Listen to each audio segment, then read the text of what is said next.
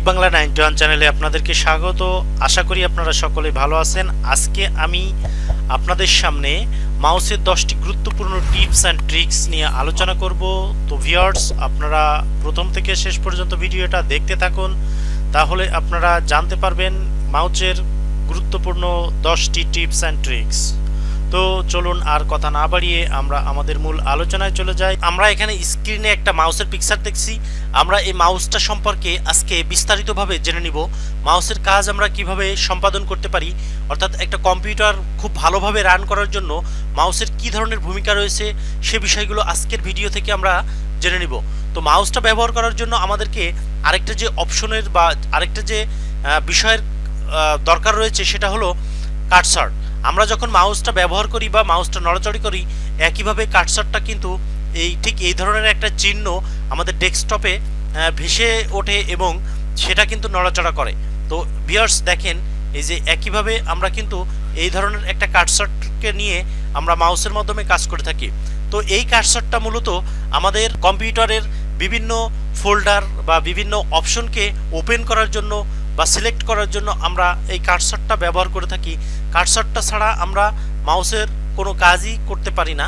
তো ভিউয়ার্স, আমি আজকে আপনাদেরকে যে 10টি বিষয় সম্পর্কে আলোচনা করব সেটা হলো পয়েন্টার্স বা কার্সার এবং ডান ক্লিক, বাম click, double click, dragging, scrolling and double click, scrolling and triple click, text select, সম্পূর্ণ টেক্সট সিলেক্ট বা অল টেক্সট সিলেক্ট নিয়ে আমরা আজকের এই ভিডিও থেকে জেনে নেব। এবং সর্বশেষ যে বিষয়টা জানবো সেটা হলো ড্র্যাগ অ্যান্ড ড্রপস। তো আশা করি এই বিষয়গুলো জানার জন্য ভিডিওটা দেখতে থাকুন এবং খুব সুন্দরভাবে মাউস সম্পর্কিত কাজগুলো আপনারা জেনে নিন। তো আমরা আমাদের মূল আলোচনা শুরু করছি। সর্বপ্রথম যে বিষয়টা রয়েছে সেটা হলো কার্সার।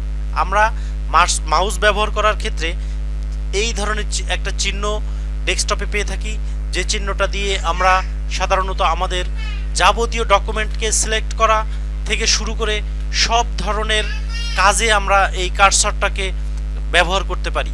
তো ভিউয়ার্স, এরপরে যে অংশটা রয়েছে সেটা হলো মাউসের ডান ক্লিক এবং তারপরে যে অপশনটা রয়েছে সেটা হলো বাম ক্লিক।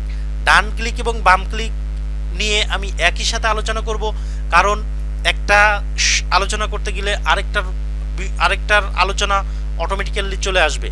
তো আমি ডান ক্লিক এবং বাম ক্লিক আপনাদেরকে একই সঙ্গে একইভাবে এক আলোচনার মাধ্যমে আপনাদেরকে বুঝিয়ে দিব। তো ভিউয়ার্স, আমরা যখন একটা মাউসের কাজ শুরু করি তখন এই মাউসের ডান পাশে যে বাটনটা রয়েছে তাকে বলা হয় ডান বাটন বা রাইট বাটন, এবং বাম পাশে যে বাটনটা রয়েছে তাকে বলা হয় লেফট বাটন বা বাম বাটন। এই দুইটা বাটনের মাঝখানে একটা চাকার মতো একটা স্ক্রলিং বাটন রয়েছে। এই স্ক্রলিং বাটনটাও আমাদের খুবই কাজে লাগে, যেটা সম্পর্কেও এর পরবর্তীতে আমরা আলোচনা করব। তো ভিউয়ার্স, আমরা রাইট বাটন এবং লেফট বাটনের মাধ্যমে আমরা সাধারণত কম্পিউটারের যে অপশনগুলো রয়েছে বা ফোল্ডার বা ফাইলগুলো রয়েছে সেই ফোল্ডার বা ফাইলগুলোকে আমরা কাজে লাগাতে পারি। তো ভিউয়ার্স, আমি যখন এই মাউসের মাধ্যমে এই কার্সারটা বিভিন্ন জায়গাতে নড়াচড়া করাই তখন কিন্তু এই মাউসটা দিয়ে আমি আমার মনের মতো করে যেখানে ইচ্ছা সেখানে আমি ক্লিক করে আমার কাজটা করতে পারি। তো ভিউয়ার্স, এরপরে দেখে নিব রাইট বাটনটা কিভাবে আমরা কাজ করতে পারি। তো আমরা যখন লেফট বাটনে ক্লিক করি তখন কম্পিউটারের অনেক ধরনের অপশন রয়েছে, যে অপশনগুলো আমাদের সামনে ডায়ালগ বক্সের মাধ্যমে ভেসে ওঠে এবং সেখান থেকে আমরা আমাদের কাজগুলো করতে পারি। এবং রাইট বাটনের মাধ্যমে আমরা যে কোনো অপশনটাকে সিলেক্ট করতে পারি। সাপোজ আমি এখানে ক্লিক করব, তো আমি জাস্ট এখানে কার্সারটা রেখে রাইট বাটনটা ক্লিক করব, তাহলেই সিলেক্ট হয়ে যাবে এবং এটার যে ভিতরে কি আছে সেটাতে কিন্তু আমরা এই ক্লিক করার মাধ্যমে ঢুকতে পারবো বা ইন করতে পারবো। একইভাবে আমরা যদি এখান থেকে ব্যাক করতে চাই সেক্ষেত্রেও কিন্তু আমরা রাইট বাটনে ক্লিক করে আমরা ব্যাক করতে পারবো। কার্সার এবং বাটন এগুলো নিয়েই কিন্তু মাউসের কাজ। তো এগুলো সুন্দরভাবে করতে পারলেই আমরা কম্পিউটার একটা মাউসের মাধ্যমে খুবই সুন্দরভাবে রান করতে পারবো। রাইট বাটন এবং লেফট বাটন মোটামুটি সবাই কম বেশি এই সম্পর্কে জানে। তো এরপরে আমি আপনাদেরকে দেখাবো বা বলবো ডাবল ক্লিক বা ড্র্যাগিং নিয়ে। তো ভিউয়ার্স, ডাবল ক্লিকের মাধ্যমে আমরা একটা ফোল্ডারকে ওপেন করতে পারি। সাপোজ আমি এখানে এই ফোল্ডারটা ওপেন করতে চাই, তাহলে সাপোজ আমি এই ফোল্ডারটা ওপেন করতে চাই, তাহলে আমি এখানে কার্সারটা রেখে জাস্ট ফোল্ডারটা সিলেক্ট করে নিব। সিলেক্ট করার পরে এখানে ডাবল ক্লিক করব। জাস্ট আমি লেফট বাটনে ডাবল ক্লিক করার ফলেই কিন্তু আমি আমার এখানে রেজাল্টটা দেখতে পাবো। তো ভিউয়ার্স, আমি যদি এখানে এই পিকচারটা ওপেন করতে চাই, সেক্ষেত্রে আমি জাস্ট সিলেক্ট করে নিব। সিলেক্ট করে নেওয়ার পরে এখানে ডাবল ক্লিক করব। ডাবল ক্লিক করার পরেই কিন্তু আমি এই পিকচারটা এখানে পরিপূর্ণভাবে দেখতে পাবো। তো একইভাবে আমি আমার বিভিন্ন লেখাগুলো বা অন্য যে পিকচারগুলো আছে সেগুলো কিন্তু আমরা এটার মাধ্যমে দেখতে পারি। এরপরে আমি আপনাদেরকে দেখাবো ড্র্যাগিং সম্পর্কে। তো ভিউয়ার্স, আমরা যখন একটা ওয়েবসাইট ওপেন করি তখন আমরা এখানের এই লেখাগুলোকে সিলেক্ট করার জন্য আমরা কার্সারটা রেখে যখন এইভাবে টেনে নিয়ে পুরোটাকে সিলেক্ট করি তখন তাকে বলা হয় ড্র্যাগিং। তো এই ড্র্যাগিং করার মাধ্যমে আমরা আমাদের মাউসটা ড্র্যাগিং করার মাধ্যমে আমরা আমাদের যে কাঙ্ক্ষিত টেক্সট বা অপশনগুলো রয়েছে সেগুলো আমরা সুন্দরভাবে সিলেক্ট করতে পারি এবং আমাদের কপি বা পেস্ট করে অন্য জায়গাতে এটা সরিয়ে নিয়ে যেতে পারি। তো এরপরে আমি আপনাদেরকে আরেকটা মজার বিষয় দেখাবো যে স্ক্রলিং এবং স্ক্রলিং অ্যান্ড ডাবল ক্লিক। তো আমরা স্ক্রলিং মূলত কোনো ওয়েবসাইট বা কোনো লেখা বা কোনো টেক্সটটা ওপেন করার পরে আমরা যদি সেটা থেকে নিচে বা উপরে দেখতে চাই, সেক্ষেত্রে আমরা জাস্ট আমরা মাউসের যে স্ক্রলিং বাটনটা রয়েছে এই বাটনটা ঘুরিয়ে উপরের নিচের দিকে নিয়ে আমরা এটা স্ক্রলিং করে আমরা আমাদের কাঙ্ক্ষিত ফলাফল দেখতে পারি বা আমরা আমাদের সে কাঙ্ক্ষিত অপশনে যাওয়ার জন্য সে জায়গা মতো আমরা এখানে থেকে যেতে পারি। তো ভিউয়ার্স, এরপরে স্ক্রলিং অ্যান্ড ডাবল ক্লিক সম্পর্কে আমি আলোচনা করব। তো আমরা মাউসের কার্সারটা যেখানে আমরা তো ভিউয়ার্স, এরপরে আমি আপনাদেরকে দেখাবো যে আমরা কিভাবে ডাবল ক্লিকের মাধ্যমে টেক্সট সিলেক্ট করতে পারি। তো আমরা যদি কোনো টেক্সটকে সিলেক্ট করতে চাই তাহলে আমরা জাস্ট কার্সারটা সেই টেক্সটের উপরে রেখে জাস্ট ডাবল ক্লিক করলে আমরা কিন্তু সেই টেক্সটটা সম্পূর্ণভাবে আমরা সিলেক্ট করতে পারি খুব সহজেই।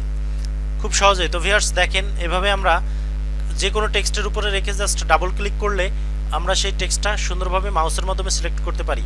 এরপরে আমি আপনাদেরকে দেখাবো পুরোপুরি টেক্সটটা আমরা কিভাবে সিলেক্ট করতে পারি। তো পুরোপুরি টেক্সটটাকে সিলেক্ট করার জন্য জাস্ট টেক্সটের উপরে কার্সারটা রেখে আমরা যদি পরপর 3টা ক্লিক করি মাউসের লেফট বাটনে, তাহলে কিন্তু আমরা সেই লাইনটা বা টেক্সটটা পুরোটাই আমরা 3টা ক্লিকের মাধ্যমেই আমরা সম্পূর্ণটা সিলেক্ট করতে পারি। তো এইভাবে আমরা ড্র্যাগিং করার পরে আমরা যে কোনো টেক্সটটা ওয়ার্ড ডকুমেন্ট হোক বা অন্য যে কোনো ডকুমেন্টে হোক বা ওয়েবসাইটের যে কোনো ওয়েবসাইটের লেখাগুলো যদি আমরা সিলেক্ট করতে চাই, সেক্ষেত্রে কিন্তু আমরা 3টা ক্লিকের মাধ্যমে সম্পূর্ণ সিলেক্ট করতে পারবো। তো ভিউয়ার্স দেখেন, এখানে অনেকগুলো লেখা রয়েছে। আমরা যদি এই লেখাটাকে ঠিক এভাবে ড্র্যাগিং করে সিলেক্ট না করতে চাই, আমরা খুব সহজেই এটাকে সিলেক্ট করতে চাই, তাহলে জাস্ট কার্সারটা এখানে যে কোনো লেখার উপরে রেখে আমরা এখানে পরপর 3টা ক্লিক করব। 3টা ক্লিক করার পরেই কিন্তু আমরা সম্পূর্ণ লেখাটাকে সিলেক্ট করে ফেলতে পারবো। তো এইভাবে আমরা মাউসের মাধ্যমে আমাদের কাজকে দ্রুত করে ফেলতে পারি। তো এরপরে আমি আপনাদের সবথেকে ইন্টারেস্টিং একটা বিষয় যেটা দেখাবো, সেটা হলো আমরা স্ক্রলিং বার ক্লিক করে কিভাবে আমরা আমাদের নতুন ট্যাব ওপেন করতে পারি। তো আমরা সাধারণত নতুন ট্যাব ওপেন করার জন্য আমরা এখানে মাউসের কার্সারটা রেখে মাউসের রাইট বাটনে ক্লিক করে open link in new tab A click করার পরে আমরা এখানে নতুন একটা ট্যাব ওপেন করতে পারি। তো ভিউয়ার্স, এই ট্যাবটা আমি যদি মাউসের মাধ্যমে বা স্ক্রলিং বাটনের মাধ্যমে আমরা ওপেন করতে চাই, সেক্ষেত্রে আমি জাস্ট এখানে কার্সারটা রেখে আমি এখানে মাউসের স্ক্রল বারে ক্লিক করলেই আমার কিন্তু এই নতুন ট্যাবটা ওপেন হয়ে যাবে। তো এই ট্যাবটাকে আমি যদি আবার ক্লোজ করতে চাই, তাহলে জাস্ট এই ক্লোজকৃত ট্যাবের বা ওপেনকৃত যে ট্যাব রয়েছে ট্যাবের এখানে রেখে আমি স্ক্রল বারকে একটা ক্লিক করলে কিন্তু আমি এই নতুন ট্যাবটাকে ক্লোজ করে ফেলতে পারি। তো একইভাবে আমরা কিন্তু আমাদের অন্যান্য কাজগুলো বা অন্যান্য নতুন ট্যাবকে ওপেন করা এবং ক্লোজ করা আমরা এই স্ক্রল ট্যাবের মাধ্যমে করে ফেলতে পারি। তো ভিউয়ার্স, আশা করি ভিডিওটা আপনাদের কাছে ভালো লেগেছে। ভিডিওটা যদি ভালো লেগে থাকে তাহলে অবশ্যই আমার চ্যানেলটিকে সাবস্ক্রাইব করবেন এবং দেখা হবে অন্য কোনো দিন নতুন কোনো ভিডিও নিয়ে। ততক্ষণ ভালো থাকবেন। আল্লাহ হাফেজ।